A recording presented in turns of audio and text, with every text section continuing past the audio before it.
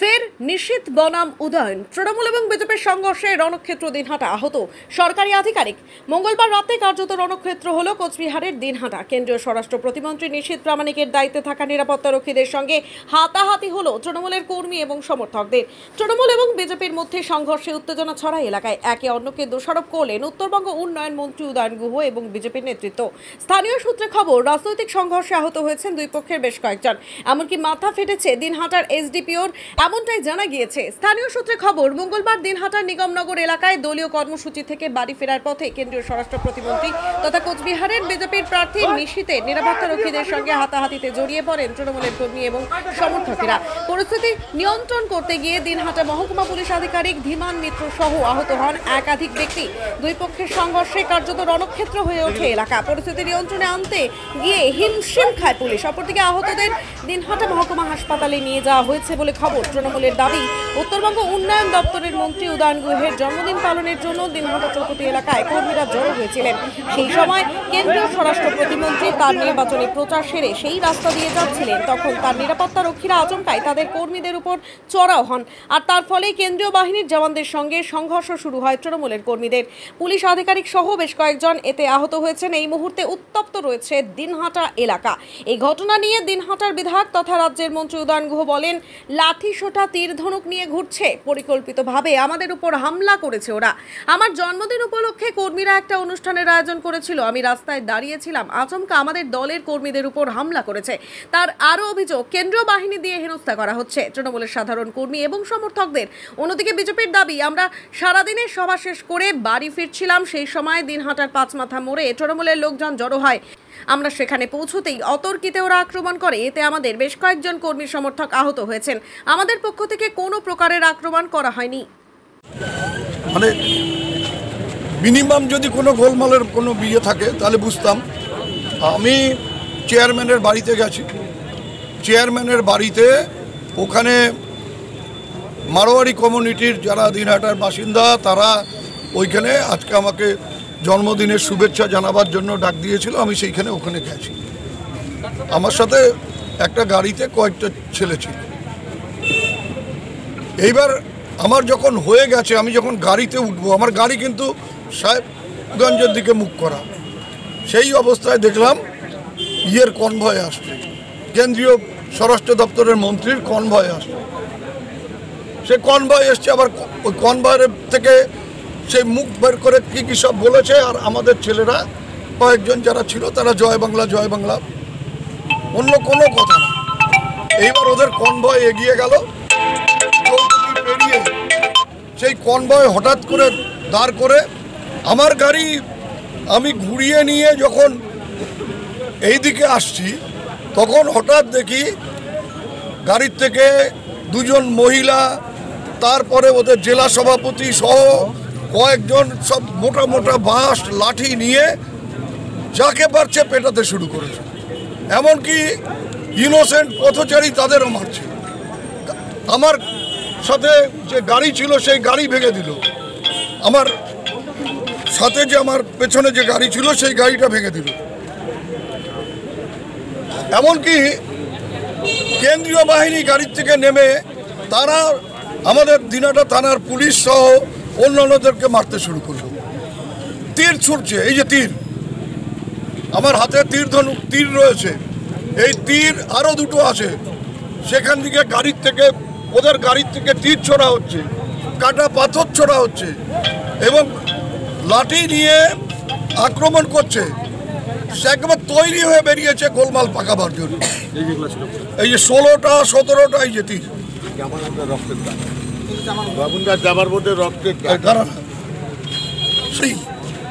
এই কি মানে নির্বাচন কমিশনের কি কোনো ভূমিকা আছে? নির্বাচন কমিশন নাকি শুনি যে গাড়ির সংখ্যা বাধা আছে। আমার ভোট ঘোষণা হয়ে যাওয়ার সাথে সাথে আমি আমার গাড়ি চেঞ্জ করে দিলাম, সরকারি গাড়ি চড়ি না। আমার গাড়ির যে পাইলট ভ্যান তারা ওপর থেকে বাতি খুলে দিল, বাতি ঢেকে দিল, বাতি জ্বালাচ্ছে না। ওখানে ফ্ল্যাগ ওদের যে লাল পতাকা লাগানো থাকে পাইলটের সেটা খুলে দিয়েছে। আর ওর গাড়ির কনভয়ে প্রত্যেকটা গাড়িতে বাতি জ্বলছে। কেন্দ্রীয় প্রতিমন্ত্রী তার গাড়িতে বাতি জ্বলছে, তার সাথে যে গাড়িগুলো রয়েছে তার গাড়িতে বাতি জ্বলছে। কয়েকদিন থেকে এখানে ওদের যে নেতা শহরে তার বাড়ির সামনে গুন্ডারা দাঁড়িয়ে একে ধরছে তাকে ধরছে, একে মারছে তাকে মারছে, হেনস্থা করছে। আমরা বারবার এসপিকে বলেছি, কোনো ব্যবস্থা নিচ্ছে না। এরকম অবস্থা হলে পরে কি করে হবে? নির্বাচন কমিশন কি অভিযোগ জানাবেন এই বিষয়ে? আমি রাজ্য পার্টিকে জানাবো, তারা যা করার করবেন। আর একটি চ্যানেল আমি শুনলাম যে দেখাচ্ছে যে আমি পুলিশের সাথে ধস্তাধস্তি করছি। তো কেন্দ্রীয় বাহিনী ওরা নেমে এসে লাঠি চার্জ করতে নিচ্ছে, একে মারছে ওকে ধাক্কা দিচ্ছে। আমি বাধ্য হয়ে এগিয়ে গিয়েও ওই ওদের ঢালকে ঠেলে দিয়ে বলছি যে আপনি এখানে আসছেন কেন? আপনি কেন? আপনি কে? আপনি যাকে সিকিউরিটি দিতে এসছেন সে গাড়ির ভেতরে বসে আছে, আপনারা কেন নেমেছেন? ওদের নামার এখতিয়ার আছে কিনা? আর আপনাদের চ্যানেল দেখিয়ে দিল যে আমি পুলিশের সাথে ধস্তাধস্তি করছি। এগুলো আপনারা খবর করুন। আর সে তো পড়ে নেমেছে, হুটার যে চালিয়ে তারা আসছে। আমার গাড়ি, আমরা হুটার চালাই না, আমরা এমসিসি আইন মেনে চলছি। ওর বেলা কি আলাদা সব? এইভাবে প্রভোগ করে গোলমাল পাকিয়ে দিনাটা শহরে ওরা পায়ের তলার থেকে মাটি সরে গেছে, বুঝতে পেরেছে যে কি সর্বনাশ এবার হবে। সেটাকে একটা গোলমাল পাকিয়ে অন্যদিকে ঘুরিয়ে দেবার চেষ্টা হচ্ছে, পরিকল্পিত। আমাদের লোকেরা বারবার কয়েকদিন ধরে বলছে যে নিশ্চয়ই একটা থম মেরে আছে, একটা গোলমাল পাকানোর চেষ্টা হচ্ছে। আজকে তো মনে হচ্ছে যে একদম পরিকল্পিতভাবে গোলমাল করে দিনাটা, শান্ত দিনাটাকে অশান্ত করবার চেষ্টা করছে। এই যে তীরগুলো দেখুন। প্রথমেই বলবো যে আজকের এই ঘটনা অত্যন্ত নিন্দনীয় ঘটনা এবং এই ঘটনার তীব্র প্রতিবাদ জানাই, ধিক্কার জানাই। আজকে আমাদের নির্ধারিত কর্মসূচি ছিল, আপনারা জানেন। আমাদের নির্ধারিত কর্মসূচি অনুযায়ী আমরা বিভিন্ন জায়গায় আমরা জনসংযোগ কার্যক্রম করি এবং জনসংযোগ করে ফেরার পথে আমরা একটা প্রোগ্রামের পাশ দিয়ে আসছিলাম, যেখানে তৃণমূল কংগ্রেসের কিছু ছোট একটা কোনো কার্যক্রম বা প্রোগ্রাম হচ্ছিল। কিন্তু হঠাৎ অতর্কিত সেই প্রোগ্রাম থেকে আমাদের গাড়িতে পাথর ছুটে আসতে থাকে এবং একের পর এক পাথর, সেখানে ধারালো অস্ত্র দিয়ে আঘাত এবং আগ্নেয়াস্ত্র তারা হাতে উঠিয়ে বারবার কিন্তু সেখানে এসে হুমকি প্রদর্শন করতে থাকে। আমার কনভয়টা তখন অনেকটা এগিয়ে গেছে, ঠিক পেছনের দিকে এই আক্রমণ চলছিল এবং আমার যে গাড়ি সেই গাড়িতেও আঘাত লেগেছে, সেই গাড়ির কাছেও আঘাত লেগেছে, যদিও বুলেট প্রুফ গাড়ি বলে কিছু হয়নি। কিন্তু এই ধরনের ঘটনা, দিনহাটার বুকে এই ধরনের ঘটনা, আমি বলবো এটা অত্যন্ত লজ্জার।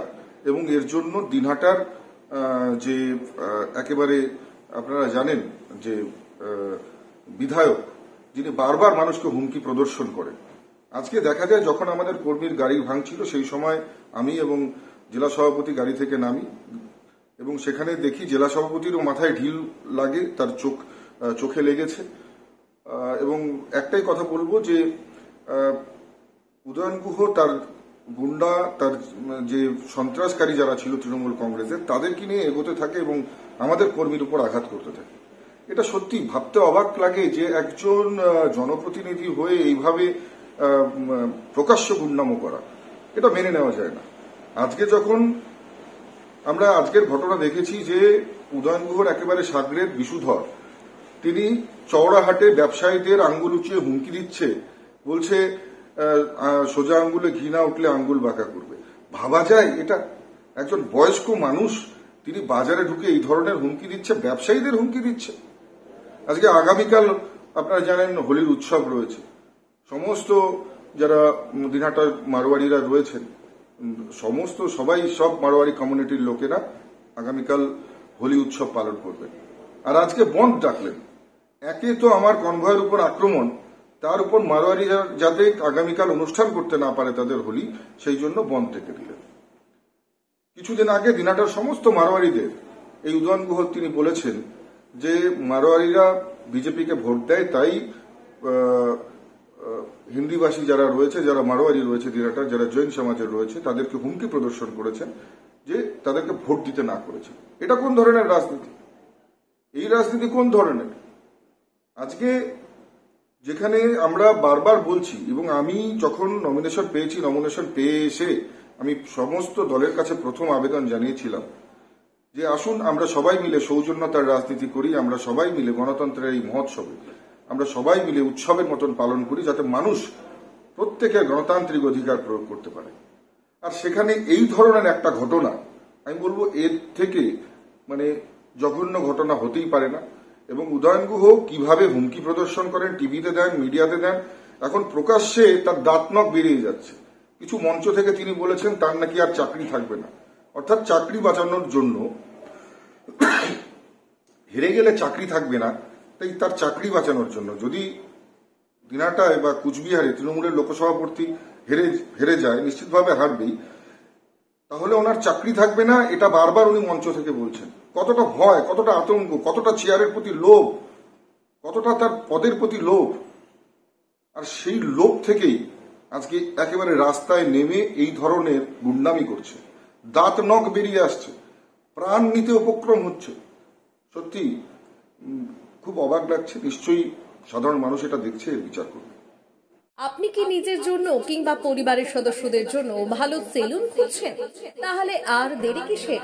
আজই চলে আসুন আমাদের প্রতিষ্ঠানে। উন্নত মানের পরিষেবা পৌঁছে দিতে মাথাভাঙা শহরে এই প্রথম হাজির উন্নত মানের salon translate professional, the ultimate salon destination for ladies and gents. আমাদের এখানে যত্ন সহকারে ছেলেদের হেয়ার কাট, মেয়েদের হেয়ার কাট সহ পার্লারের সমস্ত ধরনের কাজ করা হয়ে থাকে। Special service, hair straightening, hair smoothing, keratin, botox, facial অতি যত্ন সহকারে করা হয়। এছাড়াও আমাদের এখানে পাবেন pedicure, wax, bleach, threading, eyebrow, hair spa, hair colour, oil ম্যাসাজের মতো পরিষেবাগুলি। সেই সাথে রয়েছে দুর্দান্ত অফার। তাই দুর্দান্ত অফারের সুবিধা নিতে আজই চলে আসুন আমাদের প্রতিষ্ঠানে কিংবা যোগাযোগ করুন আমাদের সাথে। আমাদের ঠিকানা মাথাভাঙা থানাপাড়া রোড এবং পচাগড় সুজুকি শোরুমের পাশে। আমাদের মোবাইল নম্বর 9932232777।